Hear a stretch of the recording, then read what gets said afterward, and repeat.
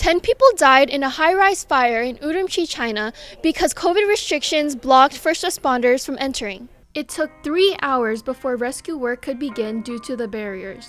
A zero COVID policy is established by the Chinese leadership, and it's starting to wear thin among the people. What started as a memorial to the loss of this life is morphed into something where it's now just an outward protest that they're done with the lockdowns. A lot of civilians gathered around Urumqi Road, which is a road in Shanghai. People are chanting "She step down" and chanting "CCP step down," and they are asking for revolution, asking for change. Protesters hold up blank sheets of white paper.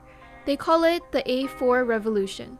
When they raise this blank piece of paper up, they are expressing their anger towards this limited speech that they have endured for so many years, and expresses all of the things that they want to say but can't say due to the fear of prosecution of the government. So considering that it's the most autocratic society that we've seen in a long period of time, the fact that this is happening to this degree is nothing short of a surprise. I think not only for the leadership in China, but I think around the world.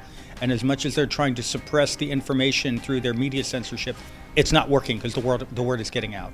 Official reports say that 10 people were killed and 9 were severely injured, but many of the local Uyghur people that had extended on this news claims that at least 40 that died and maybe many more that were injured. I have family members in Urumqi where they don't get the freshest groceries, vegetables, fruits, and stuff like that, necessities that they need, and the government isn't really addressing it.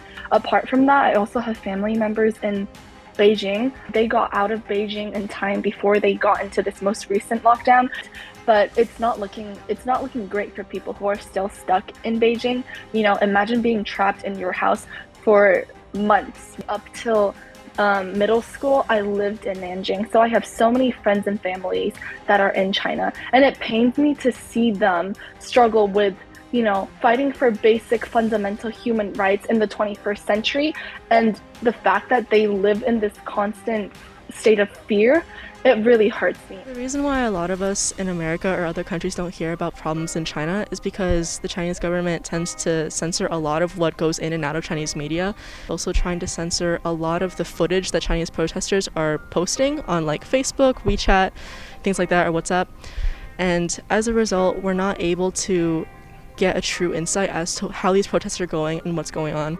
Angeli created a Twitter account with some friends to translate posts in Chinese to English. We hope to provide, an accessible and convenient access to the insider's point of view, accurate insider's point of view, so people can actually understand the magnitude of the situation, the risk that, the Chinese people face. Because I think what's most important is that we start to talk about it. People should just at least be open to listen to what's going on, because in my opinion, a lot of Chinese issues kind of get swept under the rug in America in comparison to Korean and Japanese issues. This is a really important part of history that I think a lot of more people should be listening to, since we never hear about Chinese people and their issues. While it's hard to tell what will result from the protests at this point, what we can do in Arcadia is be willing to listen. This has been Nicole, back to the studio.